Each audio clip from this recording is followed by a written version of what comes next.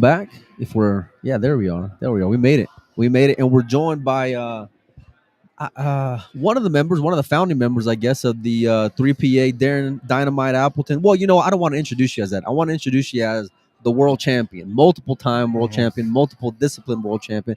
And for me, the greatest win that you've gotten was the Chinese 8-ball, man.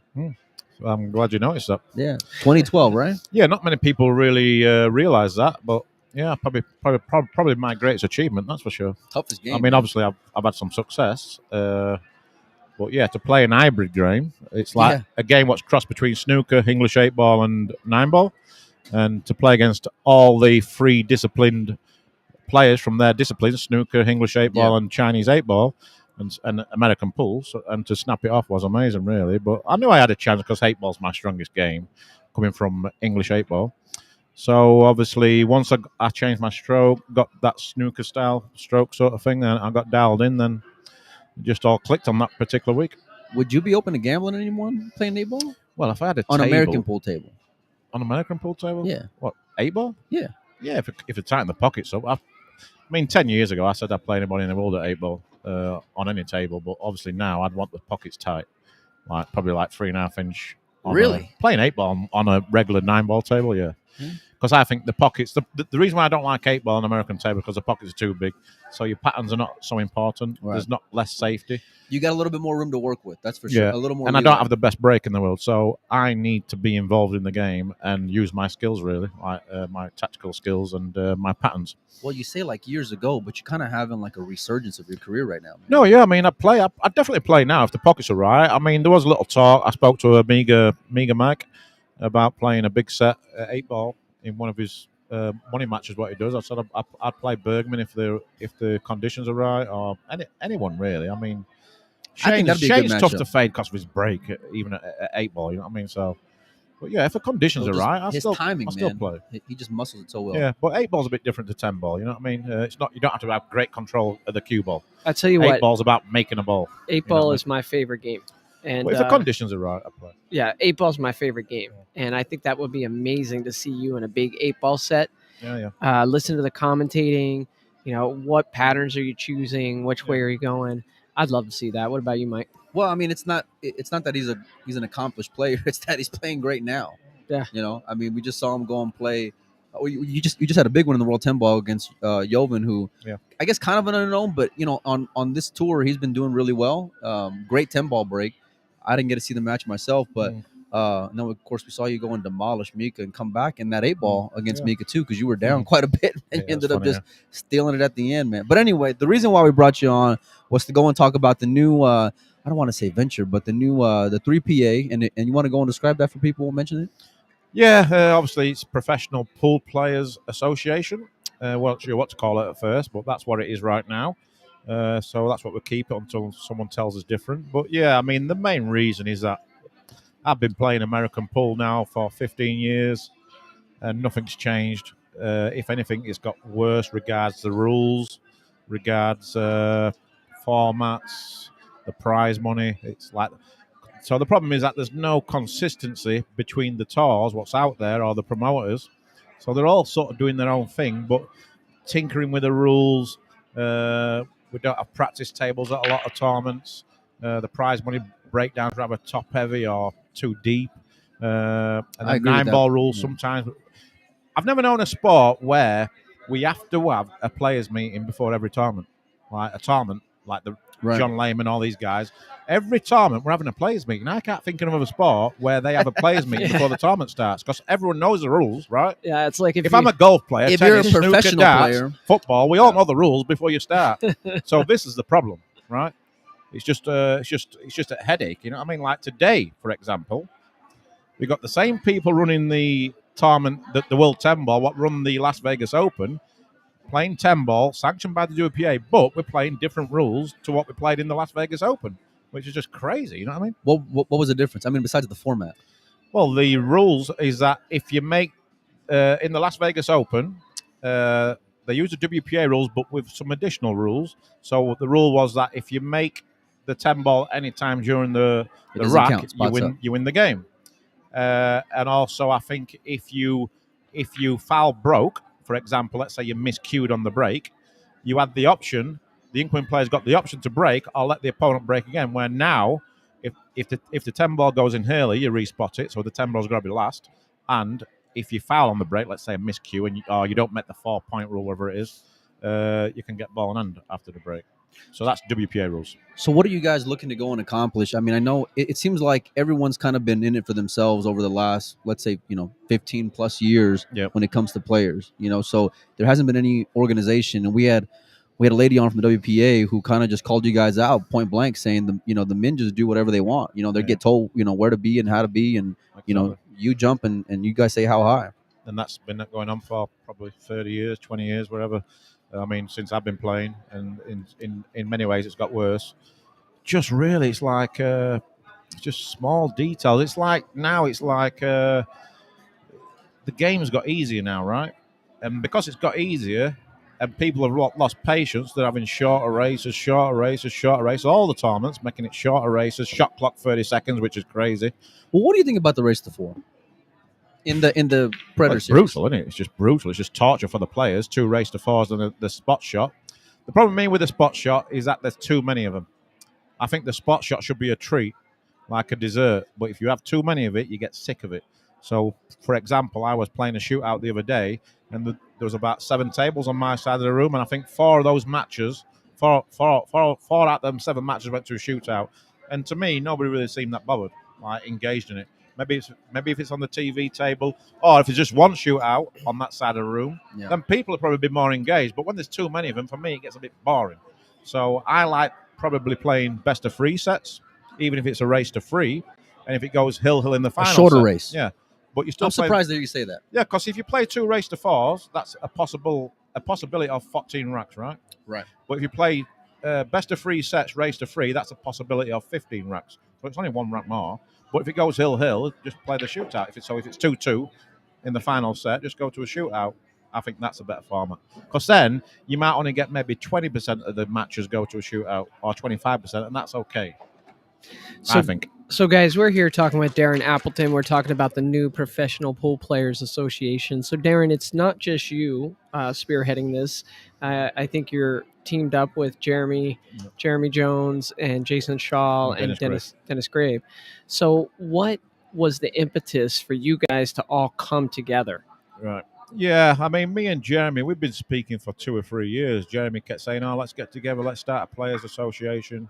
We need to make changes, do our own tournaments, stuff like that. So I'm thinking, well, I don't really want to get involved doing my own tournaments. And well, you've been there. Yeah, I mean, but I'm thinking I want to play. Right. And I wasn't really traveling much. Then COVID comes, so I didn't probably see Jeremy for 18 months, you know what I mean? Right. So I see him like at the one tournament recently, and then we got talking again. And then Dennis Gray's always complaining. He's like one of those guys who's very vocal, but I love him. Good friend of mine, Jason Shaw. Obviously, we all know he's just very vocal. He's not short of opinions, exactly. That's for sure. Sometimes he speaks before he thinks, but I just tell to him now and again, just calm down. But I love his passion. Same with Dennis and Jeremy. So we've just been speaking for about 3 or 4 weeks now.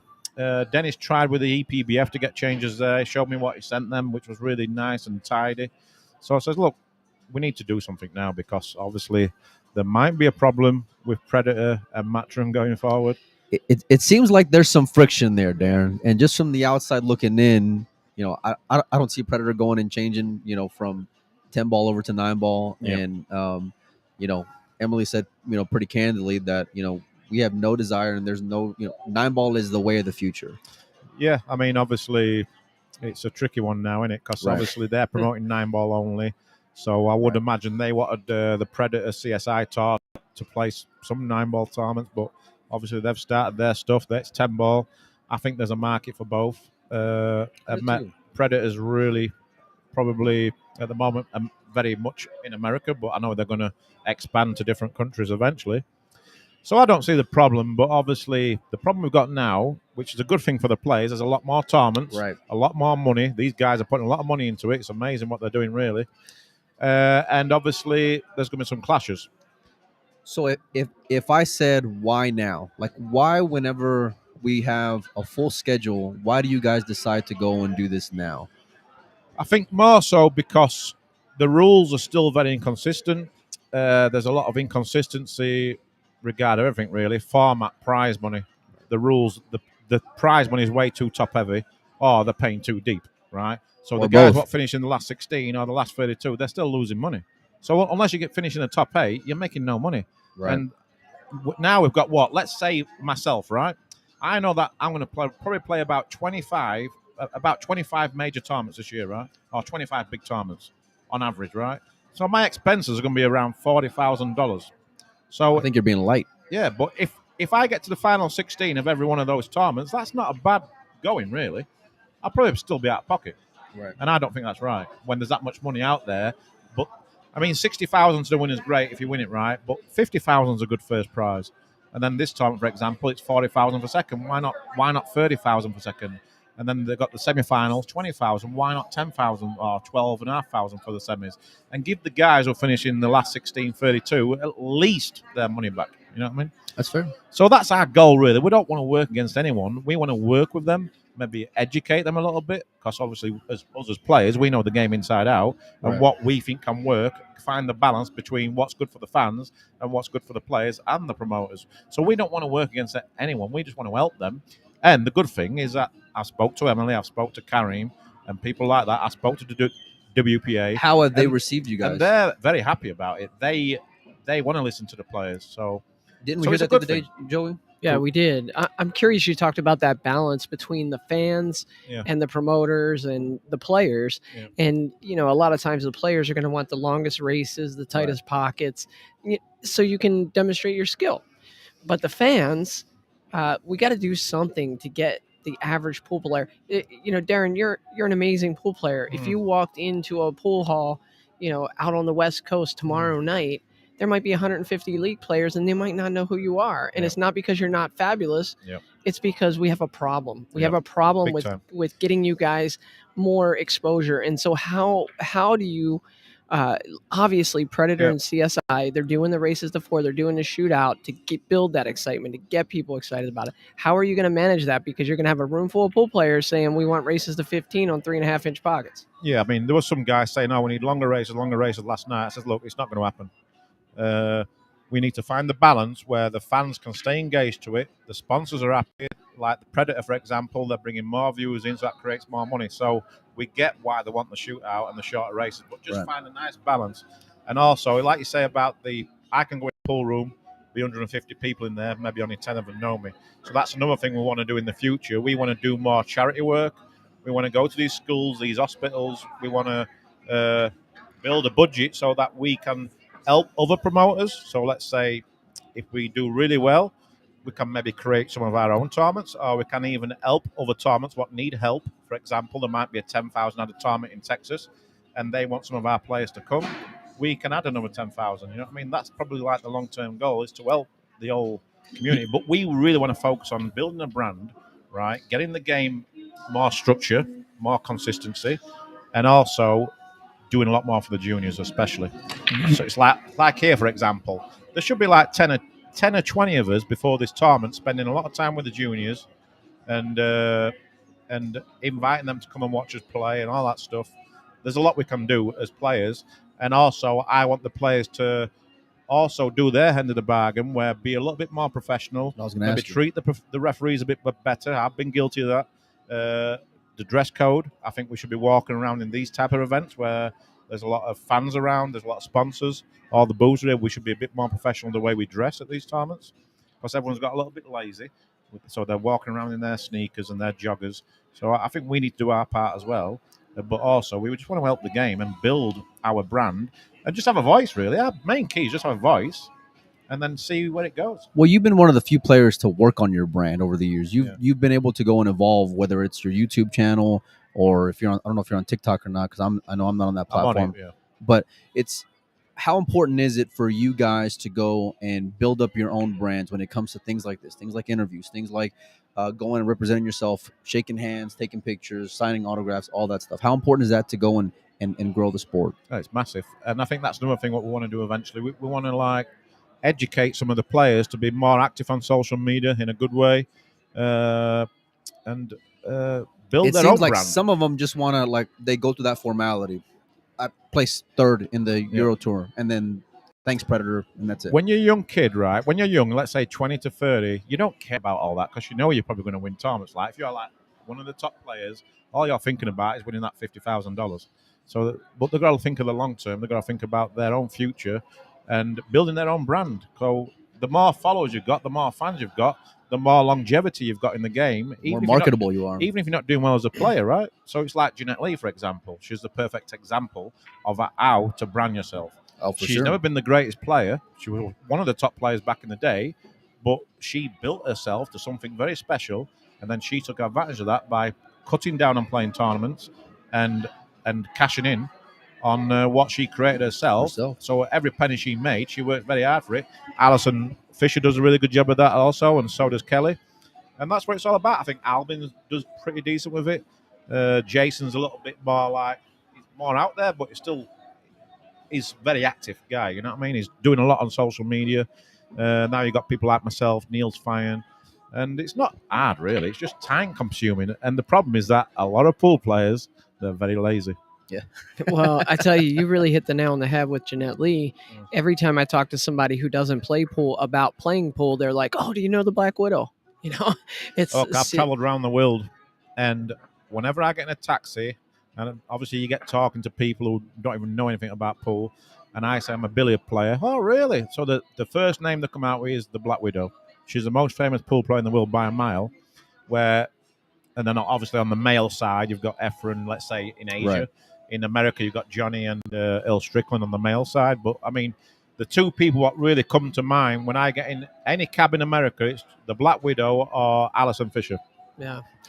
Yeah. So one thing I will say, though, is I've noticed here at this event, I've seen players really doing a good job of interacting with fans. We had the Coe brothers in for an interview, and then they're playing Scotch doubles with some guy who just came up. Well, they're great anyway. Yeah. The Asians are, the Taiwanese guys are really good. And what we spoke about last night, I says, look, not only have we got to try and make positive changes, we have to make positive changes to ourselves. I've been guilty of having a go at referee. I mean, last night I had a little stomp with one of the Predator team because they kicked me off the table when I'm practicing. Because it wasn't ready. It was ready, but I was practicing on the wrong side of the room. There's this one table what's ready on the other side. I'm not bothering anybody, but so I sort of got the hump on because we've no practice. That's the big thing for me at these professional events, right? Is that we don't have practice tables. Yeah, that's a good point. There's 2 or 3 big rooms here, right?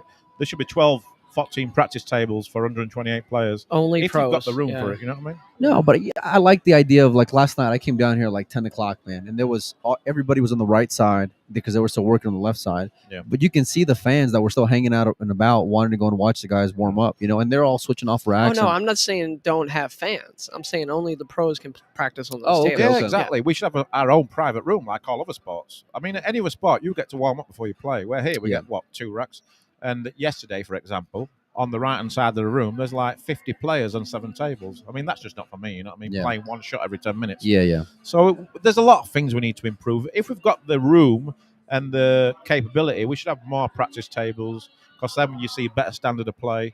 Players get a better feel for the game. It's like tennis, isn't it? Golf, they all warm up, don't they? Snooker. How was it received? I mean, I know we talked about you, Jeremy, Jason, and Dennis, you know. How was it received by your other peers that showed up to the meeting? I wasn't sure what to expect, really. I mean, Jason was just thrown in because he's very vocal. I says, look, you can come with us, like. And then, so it was really me, Dennis, and Jeremy. We're thinking, who can we add? And we might add someone else yet. We aren't too sure. We're going to probably take our time. We'll probably add another player. But then we're going to add 2 or 3 people what I know's got a business brain. Let's say, like, I have no one exactly set in stone yet, but let's say somebody who's got a lot of knowledge with business. So we'll probably get someone involved there. And then obviously we'll probably build a website page, all that stuff. So we'll have 2 or 3 people outside the game what's going to help us. We've got 2 or 3 people in mind what want to help us. So, I mean, I think we have to do it, don't we? And I've had loads. So I made a post last night on Facebook, and the negativity, the comments, the negativity is unbelievable. Really? I mean, people, it's just pool world, isn't it? It's just, everyone just thinks everything's going to fail. How do you stay off a tilt, though, when you read that stuff? Everyone just thinks it's going to fail. You do something new, everything, I'm not true. That's not going to work. It's not worked before. Look, it's 2022. Okay, but if I said, hey, y'all are doing the same thing to this format, y'all are having that same snap reaction that you're complaining about the fans having. What would you say to that? Yeah, it's just you just got to you've got to put your trust, right? It's all about trust, Right. in my opinion. So when I spoke to Predator and Matchroom and these type of promoters, right, they're doing it for the love of the game. Yep. These are passionate people, so that makes me even more passionate. But they have to stay in the green too. They have, it's still a business. Yeah, exactly. But they make money other ways, right? Right. So that's our goal, really, is that we want to help people, and we want to help everyone in the industry eventually. But obviously, it's baby steps, isn't it? For It's sure. baby steps. People just got to trust what we're doing. It's not going to harm the amateur game, right? Right. We're just helping promote the professional game, and then long term, we can help the amateurs, we can help the juniors. But at the moment, we need to get it right at the top. At the end of the day, they need you as much as you need them. Exactly. You guys have to figure out a way to work in synergy with one And that's another. the key, isn't it? Is that obviously if we put all our thoughts forward and after 6 months nothing happens, then we might have to be a little bit more aggressive. It's as simple as that. Hopefully we don't get to that stage, but for me, straight away, my mindset is WPA. We need to sort WPA out or help try and sort WPA out. What do they do? Because I don't know what the hell they do. I mean, they allow one event to be scheduled over another.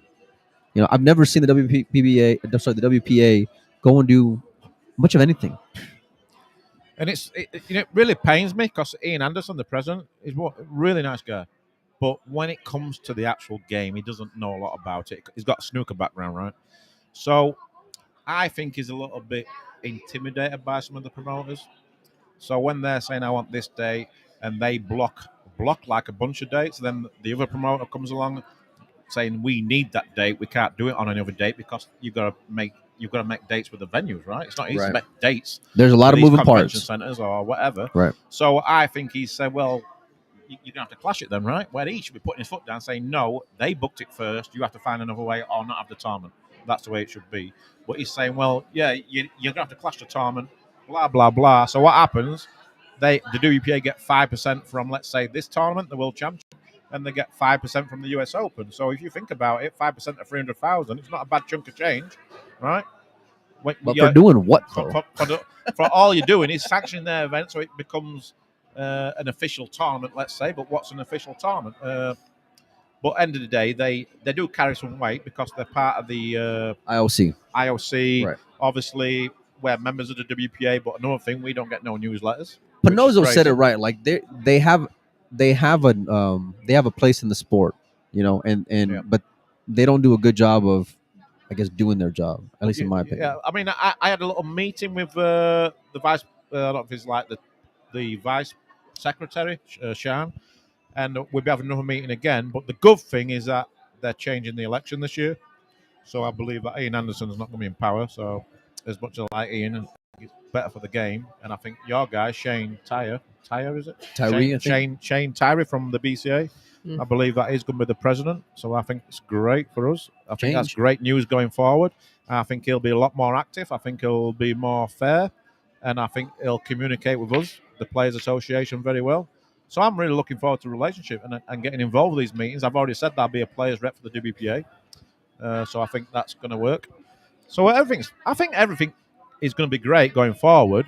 Future does look bright. But us, the players, need to have a say in what's going on.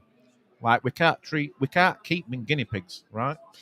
And that's what's happened for like 15 years that I've been in the game. So, because to be me, right, I don't want to be sitting here in 10, 15 years' time, or let's say I don't want a Joshua Filler or a Eklund Catchy to be sitting where we are now in 10, 15 years' time, and they're in the same spot as what we are right now. I want them to be sitting here in 10, 15 years' time talking about how great the game is, all these millions they're making, which is what they should be doing. In my goal in 10 years' time, these kids should be millionaires. How hard of a sell would it have been for the 20-year-old Darren Appleton to get advice from, the 40-year-old Darren Appleton? Yeah, it's tough, isn't it? It's tough. But, I mean, because you've got so much experience in the game, right? And you've seen everything, right? But when you're young, though, right? Yeah, when you're young, you just want to pop balls. Right. That's all you care about. It's like Joshua Phillips just walks around, just pop balls, right? All these young kids, I see them there, they're on the table 7 hours a day, which is great. I used to do that. I can't do that no more. but I can still compete at an high level. But I You know can. I will never be as consistent as what I used to be because I can't put 7 hours in anymore.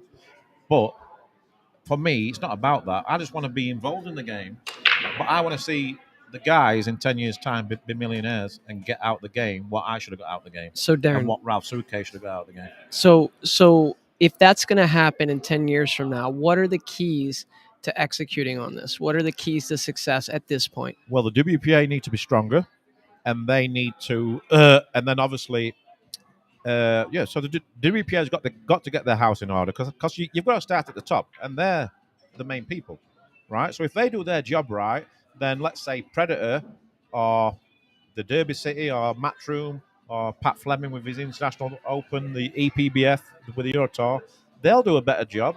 Everyone will work together. Everyone's on the same page. That creates more sponsorship, more kids coming into the game because now there's a structure. There's a proper professional tour. It's like the rankings, isn't it? I mean, what's going on with the rankings?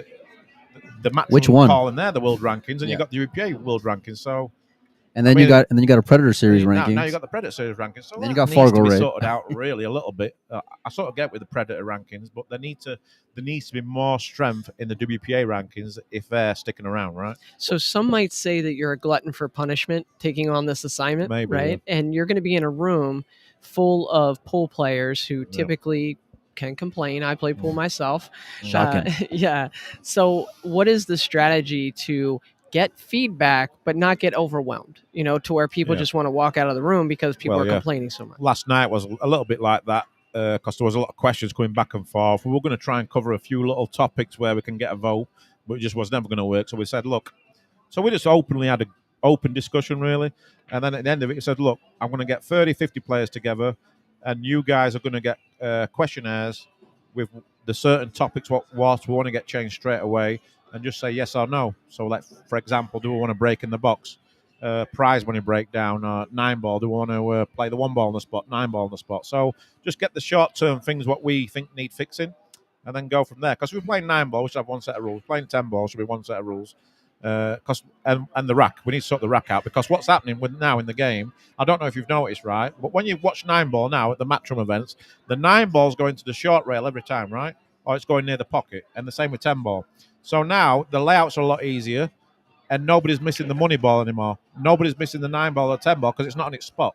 Where when that 9 ball or 10 ball's on its spot, you have to play around that ball a lot more to play shape, and then that ball becomes missable when it's like on the 50-yard line, right? And you see, you used to see it missed a lot under pressure, where now the ball's like on the short rail or near the pocket, it's unmissable. But also, you're missing that traffic. So you're not playing those zigzag shots, those zigzag shots anymore. So the game's easier regards running the balls out, which it really winds me up. All right, well, let me ask you a question, and I want you to answer this as the pool player, not the representative of the triple PA. And Joey's asked this question a lot to a lot of the guys who have joined the booth this week. What's Dynamite's ideal tournament format, pocket size, game? I think the international probably got it right. Regards breaking inside the box. I don't mind whether it's 1 on the spot or the 9 ball on the spot, but we all should get the same rack. You like a 3-point rule? No, it's like the worst rule ever invented. Because you hit the break good and you get punished for it. But if EPBF are the only ones using that rule now. But if you make 2 balls of the break, it should be legal, right? But to get the 3-point rule against you, I think it's killed me a few times. But yeah, I think 1 ball on the spot, break box, or 1 ball on the spot, 9 ball on the spot, break box. Playing 9 ball should be the ideal break. And we all get the same rack. We use a template or we tap the balls. Because these racking issues, I mean, why should my career be... the referees have got too much power, that's what I'm saying. Shane said the same thing, but this is what I argue. Like, if you watch any sport, basketball, football, whatever, there's judgment calls, right? Pass interference or the strike zone for certain umpires in baseball. I mean, you name it, out of bounds call in basketball. There's a human element to it. Would you prefer a template or because I like the triangle because it's different? But them things really is what a rate like 10% of the whole match might happen 10% in the whole match. Where the break at a professional level, I mean, it's probably 50% of the game. It's massive. So why should 50% of my match be relied on that referee? But this is another thing, right? nothing against referees, but they need training. We need to train them as players, and that's another thing. Like, we want to have some power where we can go to the tournaments. So if there's like 10 referees, right, we can take them and we can show them how to rack the balls, or try and help them rack the balls, or teach them how to rack the balls better. Because, no disrespect, a lot of these referees, they've probably never refereed a professional tournament before. It's true. Where, let's say, Michaela Tabb, Nigel Reese, Proper all these referee. guys, they're like very experienced referees, so they know roughly what's a good rack and what's a bad rack. But I shouldn't be getting slug racked and my opponent accidentally get a good rack, and all of a sudden I'm 3-0 down. It's so frustrating. It's unbelievable. So for me, we all should get the same rack. Should professional players be allowed to rack the balls in a tournament? I don't mind if it's tapped and we're using a template. I don't mind the players racking the ball, racking their own balls, but preferably you want a referee. Right. But if we haven't got enough referees, then the players are going to rack, which I don't mind. I asked Federer that same question, and he said, I would rather get slug racked than get cheated. Exactly. I don't want someone racking. I don't want a player racking for me. I think that's the worst rule in the world. Because some of these professional pool players, they know how to cheat the rack. Right. Even with a template, or even but if the balls are all tapped properly, it's very hard to cheat the rack. Right? Where the template, you can still cheat the rack very easily. These guys are clever, trust me. It's unbelievable some of the stuff they do. So when they're racking for each other, it's unbelievable how clever they are. I'm clueless when it comes to racking. I just try and rack them as tight as I can with the regular rack. With the template, I just get the balls touching, and that's it. But I'm more for fair play, you know what I mean? Right. So there was a lot of talk about the tables in the first event they had here, the Alpha Las Vegas Open, but they've been working on them pretty much nonstop since then. And today started the World 10 Ball. You already had one match. What are your thoughts on the tables now? Well, the tables are rolling probably 90% better than the Las Vegas Open. I know we've seen one shot where Neil's tried to bank a ball and it's come off the second rail and it started rolling in towards the pocket, but it's not rolling like that on 90% of the table itself. It's just that one particular shot where it's like hugging the rail a little bit. Happened in my last match. The table rolled great, regards straight, except for maybe one shot where it just turned fractionally. But compared to what we played on the other day, I mean, it feels like it's straight. Even though it's probably not 100% straight, there's still a few little issues there. But Ernesto and the team, whatever they've been doing, they've done a great job. So that's all you can do. They're trying their best. Obviously, the table still needs a lot of work, I think, going forward, and the cloth. But I think in general, what you can't fault is their effort, right? 1,000%. I had Jason come by here earlier, and we weren't live or anything, but I asked them, and I went by last night and talked to a lot of players and asked them, what their opinion of how the tables were playing. All of them had great feedback. Jason came by, the same thing. Yeah. And the one thing that came from his mouth was that, just like what you said, he can appreciate effort. Like, even they're not making excuses. They want a high standard as well, and they're working their butts off to go and get it there. And I guess from the player standpoint, you guys can appreciate at least good effort. Yeah, and they've just got to learn from their lesson. And they are playing better. So. You have to learn a lesson. So next time, my advice was to Karim and the team is that make sure the tables are set up at least one day before the tournament so you can test it properly. And then if you need changes, you still got time to make changes. Makes sense. Like, if this would have happened during this tournament, the World 10 Ball, it would have been a nightmare. Really. I mean, it's not great that it happened in the Las Vegas Open, but mistakes happen. So hopefully they learn their lesson. And I think if they do that, the players can forgive them a lot easier, and the fans, because you can see what they're trying to do. They're putting loads of money into the game. Yeah, the product's probably not where they want it right now, but it's got potential to be great products, and you got to give them a chance. When they're putting that much money into the game, and they're as passionate about the game as what the players are and the fans, then you got to work with these people. You know what I mean? You can't just kill them. And what happens is that if one player goes on social media and gives them bad vibes, bad press, then the fans jump all over that as well, and it gives them the fuel then to really dig them out. So I even said last night, I said, look, guys, we need to calm down a little bit on social media, bashing promoters or whatever, and we just need to give these guys a bit of slack. How do you balance that versus being true to who you are? Well, yeah, I mean, but there's a way to go around being true to yourself. Right. And I've been guilty myself. Being diplomatic about it. I'm very open on social media sometimes. I think, I probably should have said that.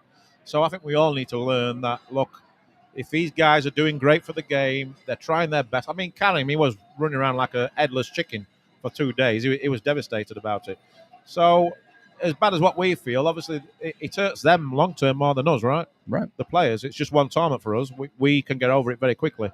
But obviously, we all want to play in perfect conditions. It doesn't always happen. So we just got to learn the lesson. And if this was like some promoter who's like, they're in it for the money, for example, and they're robbing the players left, right, and centre, then they'll probably get bigger bashing. But when the guys are doing so much for the game, we have to get behind these people and be a give little them patient chance. with them. Yeah. So now you're at the World 10 Ball now. The format's back to a more traditional format. Oh yeah, it feels like a big relief. I was gonna say, how do you feel out there now? How did you feel during your match? I played a race to 8. I just thought race to 8 feels really long now, right? Even though it's quite short anyway. But I'm thinking like it's a race to 8, so if I go 3 or 4-0 down, it's not the end of the world. It's obviously not ideal, but at least you can get into the game. You can relax a little bit more, and you get more play, right? There's more play. The tables are still breaking tough. I guess it's a good thing or a bad thing. Maybe a good thing for me. I don't know. Because it's going to be, and it's a good thing we're playing alternate break. I'm a really fan of alternate break over winner break, because I don't believe that. I'm a little bit like tennis, right? Imagine if you're a tennis player and you win the first game, like Roger Federer is serving against Nadal. Roger Federer wins the first game and he's serving, and then he gets to serve again in the second game, and then serve again in the third game, Brutal. and the fourth game. Nadal's never going to win. So if I play Shane Van Bowen in a race to 11 and he's got a shot after the break, obviously he's got the best break in the world, I mean, how can I win? Well, who's the better player, Federer or Nadal? Federer. Mike's a big tennis fan. Federer. I'm out of here. I think Federer's more I'm a Nadal talented. fan, man. It depends how you look at it. On clay, Nadal. On clay, obviously, grass, obviously, Federer by a mile. Absolutely. Yeah, we're talking pool here, Melina. But yeah, I mean, it's like golf, isn't it? It's just we all want fair play. I think if you play any other sport, right, you get your opportunity. Yeah. Right. If someone scores points at basketball or football or soccer, you get the ball back. Right. But in pool, we don't. So I'm a big believer. Unless you're playing big races, we all should be playing alternate break so that we all get a fair crack at the game. Well, let me ask you a question. We're at the World 10 Ball. You can't pick yourself. If not you, then who? Who's going to win the World Championship in a couple days? World 10 Ball. I'm going to go out on a limb here. I'm going to say I think Shane. You're going to get the monkey off his back. I can't see how Shane can go his whole career without winning a World Championship. I mean, that would just be unbelievable. Oh, really he's got to really want this. He does. So I think World 10 Ball's his best chance, right? And he's on his own turf. I'm pretty sure he's happy with these tables since I fixed them. Yeah, I mean, obviously, if I don't win it, I'd love to probably see Shane win it, actually. I'm one of those guys, I like to see the best players win. And he's probably the best, he's by far the best player to not have won a World Championship, like an official World Championship. 1,000%. So, yeah, I mean, if I don't win it, it'd be great. Great story to see Shane win it, and because the game's so tough. Well, a bit of an upset already in round one. The guy who lost in the finals in Yap loses to Donnie Mills. Yeah, he really struggled as well. Pretty Donnie shocking. looked like he played good. I was on the next table. Yeah. So anything can happen. They're all good players out there, but yeah, I mean, Shane's best chance could be the 10 ball, because 9 ball, we all know there's a hell of a lot of luck involved. So if he's going to win it, it'll probably be this one, I think. Yeah. And it's a big one to win. It is. 60,000 World 10 ball champion on your home turf. A lot of people here. Yeah, I mean, I'd like to be in the final. I know that. So Darren, I've asked a few people this question, if you could only win one more major tournament in your life, which tournament would you want that question, to be? Isn't it? Probably the World 8 Ball Championship, I think, but on American pool table. Or obviously the 9 ball. 9 ball or the World 8 Ball, just because I've probably got less expectation in the 10 ball, just because my break's not as good as the top guys. But in 8 ball, I know that if I can just make a ball on the break, I'm as good as anybody. And 9 ball, obviously probably the biggest title to win, I think. I'd argue the triangle, offsets a big break, like the traditional breakers, like a Shane or a Federer. Oh, I can definitely win this tournament, but I think if I had to choose one, I'd probably say the World 9 Ball, just because it's in the UK, it's Matchroom tournament, live on TV. I think that'd be the one, really. Well, when you won your World 9 Ball, it was played a guitar in the middle, over there. Yeah. How big of a difference has it been having Matchroom take back over Oh, it's massive, isn't it, really? I mean, it was good when I won it. It wasn't too bad in Qatar. They had 2 or 3 years. It was the best final I've ever seen in my life. No, but they had 2 or 3 years where they were streaming every table. There was like maybe 500 or 600 people in the crowd, even though it like a 10,000 seat stadium, so it did feel like that. But the year I won, it was quite a nice crowd. It was good setup, but from about 14, 15, 16, they let it go. They let it go, and it become a little bit Mickey Mouse, really. Still a great title to win because you will 9-ball champion, all the top players, right. but it was just flat, you know what I mean? It become flat, and they was doing less and less more for the production side of it. And that was a shame, really. So when, obviously, the last 2 or 3 years especially, it had to get out of there. It had run its course in Qatar. And then, obviously, now Matchroom's got it back. You know, it's on a proper stage. It's on a proper world stage. Everyone gets to see it. The production's amazing. And, yeah, I mean, that'd be nice to win. It'd be nice to win one of those big Matchroom tournaments, I'm not going to lie, like the US Open, World 9-ball. I think they're the big 2, really. Well, maybe we'll see you go on and pick up the trophy this week or next, man. Yeah, it'd be nice, wouldn't it? Yeah. The ultimate goal is to get back in the Moscone Cup at least one more time. That's a goal, but it's not the end of the world if I don't. Well, you're heading in the right way. If not, I'll be doing what you guys are doing.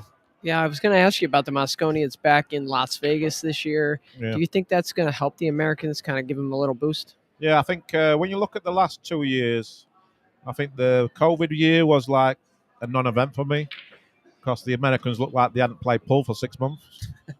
Jason was the only guy that played well. And then last year, I mean, America had Europe on the ropes at 5-4 or 5-3. They let them off the up big time. And then the third day, Europe come out strong and America come out weak. So one day cost you the whole tournament, really. But you should have been at least 6-3 up. If you'd have been at 6-3 up, it's a completely different game. Absolutely. So I think it's a lot closer than what people think. But you just need to get the right team mix. And I think being at home, 2,500 people, I think you probably got a 40% chance of winning. Well, I'm going to take you out of here on this. You mentioned the team aspect of it. For me, the best story in pool last year was you and Carl. And I think a big, even though you guys, came up short in the final against Josh, but chemistry showed how important it was for your guys' run, at least for my money. Oh, yeah. What would you say to that? Yeah, I mean, he's my best doubles partner. He's not necessarily the best player in the world, what I've played pool with, but he's very strong, obviously. We've known each other since we were like 15, 16. We played a lot bit of doubles in the English 8-ball days. We're really good friends. And we just clicked together. He likes talking. I just said, look, just whatever. I sort of lead him, let's say, because I probably my knowledge of the game, but he just makes all the balls, so it's great. So it was a perfect blend. We have a good time. We just click together, you know what I mean? Sometimes you just click with someone. Right. I mean, I click pretty good with Ralph Suke. I'm not necessarily his best friend off the table, but we're okay. But on the table, I think we complement each other well. Like Alex Pagaline, for example, I think I play really good with him. So there's guys what you just know you're going to play good doubles with, and then there's certain guys where I sort of struggle playing doubles with, like Chris Mellin, because he's all over the place with a cue ball. He may want to play that shot, and I said, well, it's not the right shot, Chris. Yeah, but I can make it. It's like the ego kicks in. It's like Chris playing with Jason. For me, it just doesn't work. It was like oil and water. He got 2 massive egos and 2 massive shot makers. It can be a disaster. So sometimes just simple, like Joshua, right? Winning the last year with his partner. I mean, no disrespect to the guy, but he don't really play pool anymore. He's a good player, but he's not on the circuit. But he did what he's told, right? Yeah. And he was happy to take that role. Where if that's Ralph and Joshua, is Ralph happy to be told what to do every shot? No. I don't think so. Yeah. So you have to find the right balance, and you've got to get rid of your ego playing Scotch doubles. If you don't get rid of your ego, you're done. Will y'all get another swing? Do you know? Huh? Are y'all going to get another swing this year? Yeah, because Carl's obviously retired again. And we was lucky last year. Canada they pulled out last minute, so that's why we got in there. So I'm hoping that I'm going to play with Jason. I'm pretty sure that's going to be me and Jason, so I'm excited about that because I think I can be a good partner for Jason. Maybe calm him down a little bit. So I think we'll be a good team. Obviously, we're best friends as well. So he's listening right now. He's in here. Well, yeah, I think there's certain guys where I know I compliment them and they'll compliment me. I think me and Jason will be a good team. Yeah. We might not win it because it's a short race, but I'd like to think that if I'm playing my best pool and Jason plays his best pool, we can play anybody in the world for money playing Scotch doubles. Wait a minute. Time out. What? So what's the game then? What's the game? Any game, really. Yeah, Scotch doubles, yeah. Yeah. I think if me and Jason are at our best, I'd be happy to play anybody Scotch doubles. I'm Well- not saying we're going to win. Well, let's get out of here and let's go talk Well, to Omega I Mike. think go we're to as good as Griff's. anybody. Yeah. Let's go talk to Omega Mike. But it'd be nice to play 8-ball. And Jason break every rack. Yeah, no kidding. Well, listen, Darren, we appreciate you being on. I know you got a lot going on. You're in the middle of a tournament, just starting off a run for a world championship. But we appreciate you, you jumping in with us, man. Yeah, thanks for all you guys for all you do. It's good. The more stuff we do like this, the better. Get it out there. Yeah, for sure. Cheers. Excellent. Thank you. Best of luck in the event. Cheers. All right, buddy. Okay. Thanks a lot, Cheers. brother.